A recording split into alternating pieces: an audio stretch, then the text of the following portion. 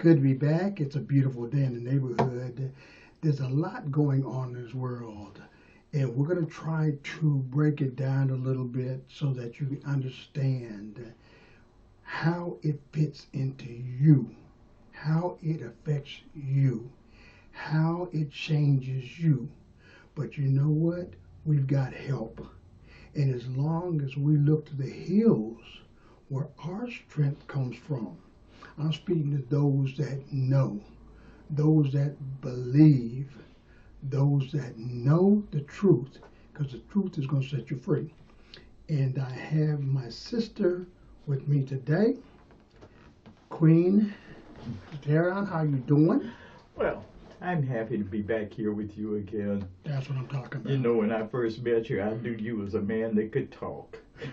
Oh, coming from a woman that could talk. Hey, but you know what? That's a high compliment for Yeah. an African-American man, because you guys are the most silent in the society, because they forced you to be quiet. Yeah. So when I find a African-American man that's very easy to communicate with, I'm a collector.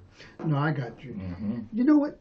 We have something in front of us right now as far as a flyer, because one of our dear brothers who has gone on ahead of us, Norman E. Hutchins, he was a great singer, evangelist, and he's been away from us for a minute. But they are now celebrating him on this Friday. And it's going to be a star-studded event hosted by Spread the Word's KJLH own Andre Russell. Okay. They're going to have performances by Nicholas Miller, Melvin Williams, Melvin's from the Williams Brothers, Bishop Neil Robertson, Pastor Terrence Taylor. You also have, full one, the Trilogy Group, Sienna White, Donald Ashley, Marquise Williams.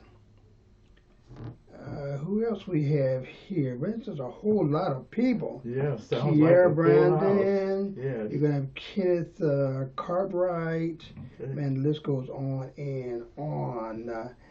Hadia Williams, Kimberly Johnson, Loretta Davis, Darius Mackey, and Roman Collins.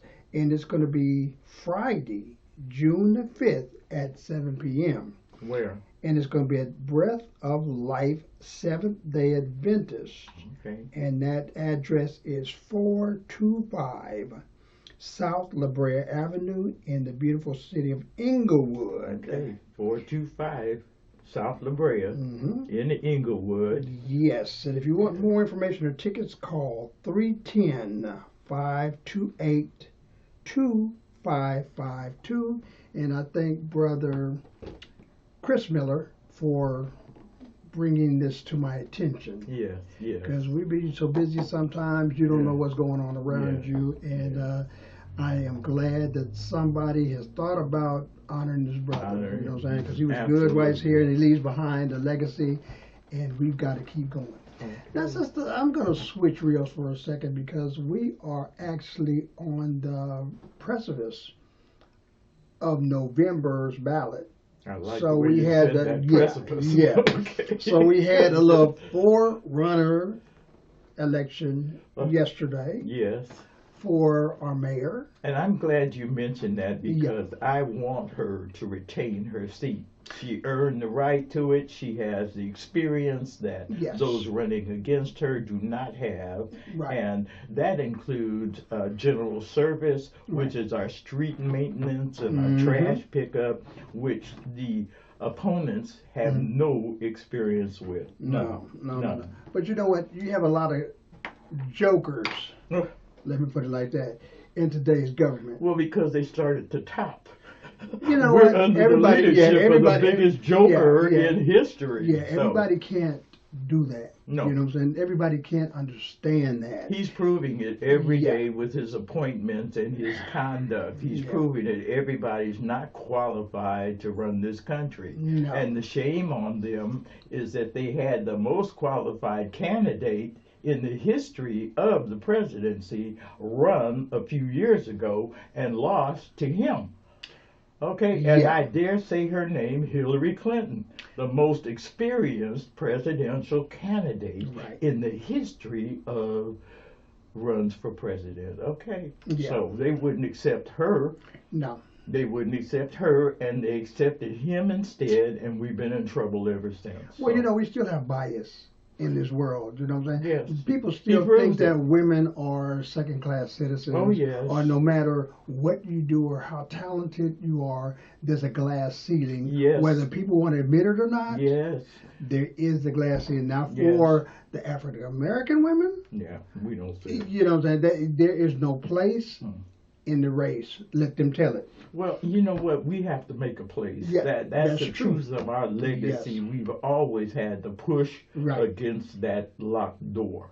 Always. And it's been a good thing. It's been a hard thing. Yes. But we've had some sisters that have gritted and grinded and made it. Barbara Jordan. Oh, my goodness. Yes. Yeah. And then, you know, we got the new ones in the town that, you know, are really giving Dr. Red a run for his money. They need to. Yeah. And so, you know. But you know what the truth is? Yeah. When that election happened, 94% of African American women told the world, don't do this. Don't do this. No, I want to finish that point. Yes. Because we led the charge in you're about to mess up. You're about to mess up, and we're trying to warn you, not this guy. Not this guy. And nobody listened to us. Nobody listened to us, and look at us now. How many wars have we been in? You know, nobody asked for this. No. Gas prices what they are. Correct. Food prices what they are. Nobody asked for this. And this is part of his lie. He didn't include that in his campaign. He said he was going to do this, that, and the other. And what has he done but fill his own pocket? But that's what they do. But you know what? He's getting some blowback. He's embarrassing the way he's doing it. He's just taking it. He's grabbing. But they're pushing back. Like they need to. Jasmine Crockett is another one. A young sister, Barbara. I mean, they've got some people out there now. But Jasmine Crockett, that girl is not back down one bit as far as saying what she needs to do. You know? See, because she was a voice of reason. Right. And you see how they went after her. Yes. They went after her, which is what they always do. They make you a target, and then they tarnish you. Okay, and then they push you out of office or out of the possibility of winning an election. Right. You know, and I've seen that played out so many times. It's shameful and it's embarrassing. It's embarrassing. But let's go back to some real statistics right now. Okay. Now, this Generation Z and the other Generation X and all the other generations that are younger cats, these people have chosen their roadmap on their journey, and it's called TikTok. Oh my God. And if it's not life according to TikTok, then they don't believe it. They don't watch the news. They don't, whatever. You would think tit for tat. You know what I'm saying? But I'm just saying, you know, if it's not there, they don't understand it. They don't understand the political scheme. They don't understand the governmental scheme. They have been so wrapped up in what can be given to them because we have now produced kids that feel like they are owed something. Yes, they're owed a special place to be recognized. That's the thing about TikTok. See me. Yes. I want to be seen, and I want the world to see me. And it's never like that. It was never like that when we just had radio and black and white TVs. That's correct. You know, everybody can't be it. No. Everybody can't be it. Dreaming and that's of a shame. Yeah, that's a shame of the misuse of this excellent format. Right. Because TikTok has funny and it has information in it. Right. The problem is everybody wants to be a star. That's correct. Okay, Yeah. and it's a low-hanging fruit. Okay, because you do little effort. You're doing it in your own home. You're not even going out on the boulevard and talking to people you don't know. It's all about me. It's all about self. And what am I doing today that makes me really important to you? Right, but I'm not knocking the format or the plateau. No. I'm knocking the application Yes. and how they've interpreted Yes. how they can use the application. Yes. Because there are some TikTokers you see out there that have like a family unit and doing things that are interesting, or some of them have beauty secrets. But a lot of them, when they come out and do this, competitive situation, I can eat the hotter stuff than you, or I can do stupid stuff. You know what I'm saying? Stuff, yeah. Then you got to just wonder what is going through the minds of our young people today to where they feel like learning is no longer fundamental. No, it's not even important. It's not. No. You know what I'm saying? A lot of them don't. I met a teacher today. Her and her husband were on transportation with me today. And she was talking to me slightly when she had a little chance about the, applications they had as a teacher when she was teaching these same kids that we're looking at now. And she said that the surprise about that is a lot of these kids, they use the different formats because their reading skills are not there. Right. So when they get on and they use emojis and different things so they don't have to basically delve into higher educational standards. I got that. Texting kills spelling. It killed spelling. They don't care how to spell. They don't care about the difference in your and you are. Right. They don't. It's not important. So they have reduced the intelligence factor when it comes to actual spelling. It's not a necessity now. I can just short it out with a text term, TXT. I don't need the E anymore. No. So if I drop all the vowels, you're still supposed to know what I mean. Exactly. You see, so we're not here, ladies and gentlemen. Well, no, we're not. We're not here to bash the young people. No. We're not here to, diminish what they're trying to do. But what we we're do saying, want but them you to gotta learn what they're missing. Exactly. And see, us as older, mature experience. Yes, let's put it like that. Experience. We have to take the time to not shut them to the side. So, you know what? The kids are like this and that. We've got to teach one, reach one. No matter how simple it may be to us, take that time because there's always somebody that's going to listen. Yeah. For a million that don't care, there's somebody that's going to listen and really appreciate what you're saying, who you are, and what you represent. But I'm going to tell you one thing. They're listening whether they let you know it or not. Yes. They're watching they're whether listening. they're watching. They are listening. So for us to come up with this, like our parents say, hey, do what I say, not as I do. That doesn't work anymore. Not anymore. No, not with these kids. Generation, You know what? You get left in the Okay, because the new word is I'm an influencer. Yeah, that's okay. And my job is to become an influencer. Exactly. And the amazing thing is, what are you influencing? That's the key. What is your purpose in your influence? That's the to key. Teach me how to make my face up better? Right. Really?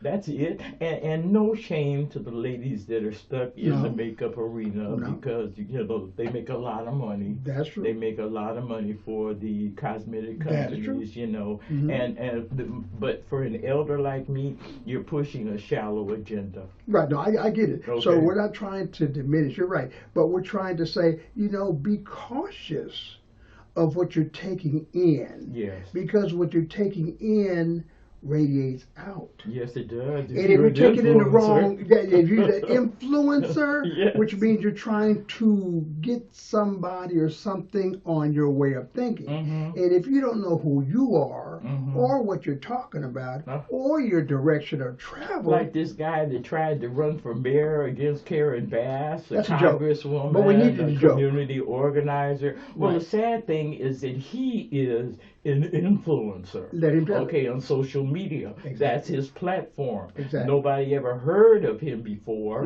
Okay, and few were listening until he came out to run for mayor. And it's like, well, who is this guy and where did he come from? And the bottom line now is what qualifies you for this position. Exactly. And that comes from the top all the way down to the mayor and even the governor of this state. What qualifies you for this position? But the flip side is because of his influencing power, he's getting votes. Yes. You see what I'm saying? Yes. He's getting people following him. Yes. Now, if you got For the blind leading the blind, then they're all going to point, yes. Because you've got to have sustenance. Yes. You've got to have staple. And if you want to run the city of government, you ought to at least have some experience. The second largest. Okay. They're about to appoint a man in the security position today that has housing.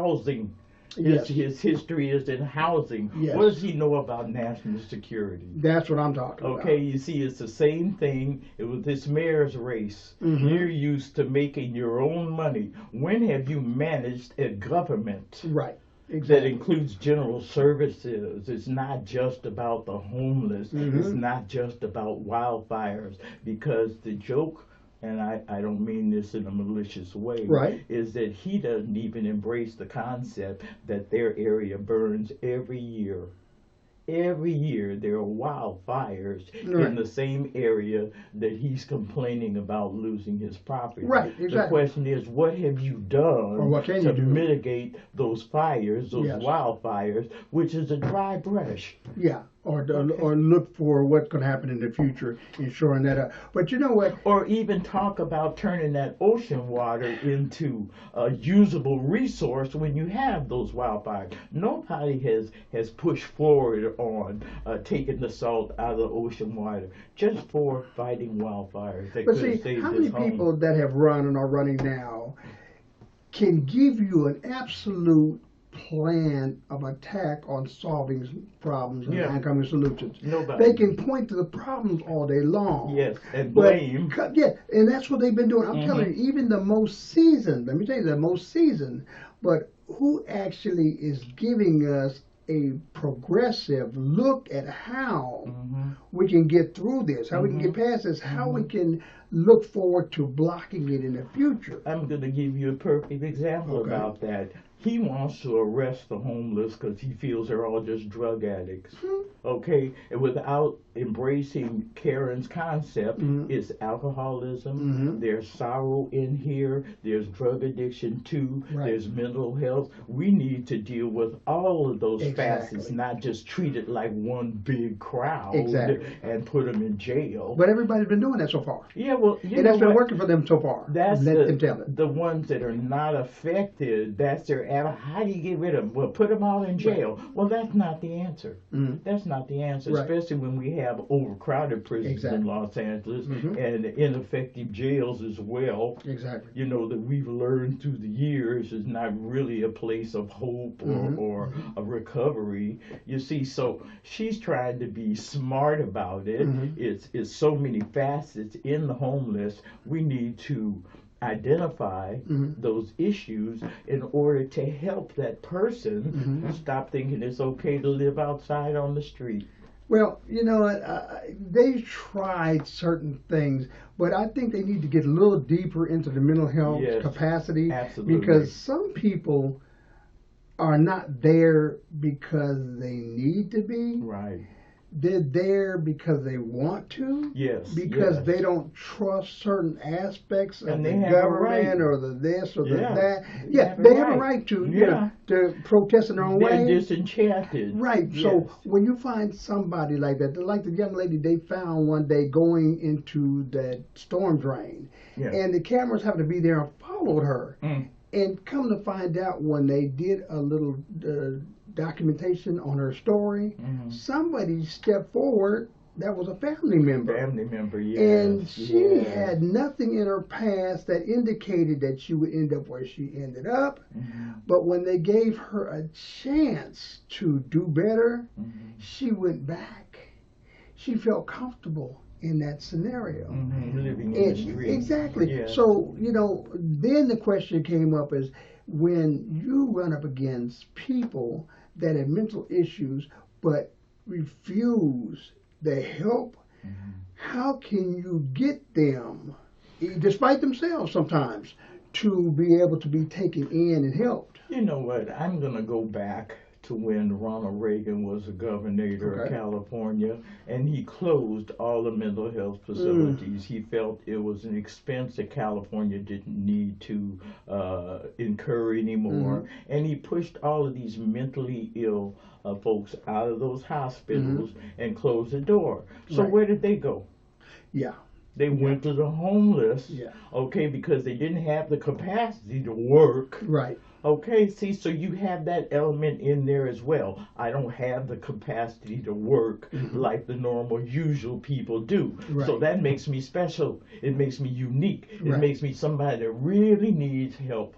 Really needs some kind of subsidy, some kind of help, because I can't help myself. Right. But which time do you get to a point to where you admit it to? Some people are so far gone they can't admit it because they think this is normal. Well, you know, schizophrenics think there's nothing wrong with them. Okay, and if I take that pill that manages my schizophrenia, I don't feel well. Right. I don't feel well. Exactly. And I have mental health issues in my own family. Okay. And we have struggled with that relative over the years, trying to sustain them, trying to encourage them, trying to be that support, when really they're in such a mental thing that they're handling it themselves. Right, exactly. Okay, and you can't tell them anything. Okay, because they know what they want, what they need, and that's their motivation. They don't care what you think about it. If I live in my car, it's my car, and I choose to live in it, whether you like it or not. Exactly. You see, so it's a personal thing. I have been up close and personal with people that are on the street that do have a mental challenge that they can't control. Okay, so what am I going to do? Tell them what to do? Right, exactly. No. So at what time do we sit back and decide to where we can just override their will, override what they think, and make them, force them? So they're saying, okay, we can't force people to do this. We can't get even your family members to commit you unless, there's so many legal blockages to where, that's got to be dealt with first. Well, it has to be dealt with as a part of it. Yes. And we don't want to just single them out and exclude all the others that are looking for that help. Exactly. You see, so one of my local issues is that the unemployment office on 57th and Crenshaw, the 54th and Crenshaw, was specifically built on that corner with taxpayer dollars as an unemployment office, a resource center. Right, okay. It's been vacant for almost a decade and a half, at least a decade and a half. Right. And now they're using it as a parking lot to construct this big box apartment building across the street instead of opening that as a local resource center for the homeless in our own block. How many people do I have to see sleeping on the street in Crenshaw? Right. Okay, where are they going? Where is their resource center on Crenshaw and Slauson? You see, we're not utilizing those vacant spaces in an intelligent way because we don't support the mayor. We're not really listening to her, and I'm not talking about we as African Americans. I'm talking about those that are opposed to her. They're not really looking at her plan to try to get involved with the homeless and identify what their problem is so we can get them to the right destination. Right. And somebody suggested the one thing they don't have is an address. My friend in Texas says, well, why don't you give them a mailbox? That way they can go to the post office. They could go to that Crenshaw location and get their mail and find out where they are. Well, a friend of mine works for the Department of Public Social Services, and they have mailboxes there. Those people that go in there and get, no matter what your mental capacity is, you know how to find money when you need to have money, whether it's for dope or whatever. So they have mailboxes for them. They receive mail and whatever. So in looking at this one here, I also found that the politicians, if they have empty buildings in their district, mm-hmm. they're able to open these up to churches or whatever mm-hmm. that are looking to help. Mm-hmm. But now the thing is finding people that are not taking advantage of the situation, taking advantage of the money or the facilities and turning it into something that helps them. Yes, that's the biggest thing. That's the bad thing about the whole of budgeting is the misuse of those funds. And it's going to keep on doing it until we find somebody. Until we start identifying those that are misusing the funds. That's exactly. Those kind of wasted energies are going to continue. Exactly. So I support our current Mayor Herron because I believe she's actually trying to be effective at actually trying to help them because she is from that. You know, she's worked in the community. She's worked with the homeless. She knows the problem firsthand. Yeah, she was a part of it back in the day when the riots were here, and she created a community coalition. I used to work with her as my parents introduced me to her, and I became the videographer whenever they had some things there. So I watched her go from the community coalition to politics and to where she's back down here now. And every time I see her, it's much love between us, and I love watching her progress and grow. And now it's time for her to really get to work like she wants to get to work. Well, she loves this city. Evidence you by can tell. her You can tell. history, And it's time for her to do what she can what in another term. to do. Yes, she came to make a difference. And she says, I don't always get it right, but at least I've been there trying. Thank you. Know. So we got a couple of minutes, about 30 seconds left. So let's kind of like, in this conversation we had today, let's kind of wrap up what, in the next 30 seconds, what you want to tell people in this, and what we talked about so far, in about 30 seconds. See what you can... Okay, well, the most important thing I would say to my people is keep paying attention. Don't forget to see what's going on around you. And the most important thing is don't let it crush your spirit. Don't let it take you away from us. We need to be unified. It's more important now than ever since they took away our voting rights. Right. Okay? So no, we got that. So there's a lot of work to be done, ladies and gentlemen, and we're just trying to show you different ways that you can do it. This has been Gospel Jazz Connection featuring Dee Nice and also my sister Queen Herron here, and we are here each and every week at the same time, same place to try to share the knowledge as we get it. So as I say, each and every week, put God first, and everything else will follow. Yes, I guarantee it. Yes, Lord. Thank you.